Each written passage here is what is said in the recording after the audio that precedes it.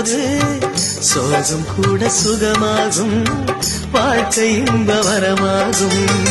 உன் வாழ்வில் செல்வங்கள் எல்லாம் ஒன்றாக சேர்ந்திட வேண்டும். பூவே உன் புன்னகை என்றும் சந்தோஷம் தந்திட வேண்டும். ஆசை காதல் கைகளில் சேர்ந்தால் வாழ்வே சொர்க்கம் ஆகுமே. ஆசை காதல் கைகளில் சேர்ந்தால் வாழ்வே சொர்க்கம் ஆகுமே.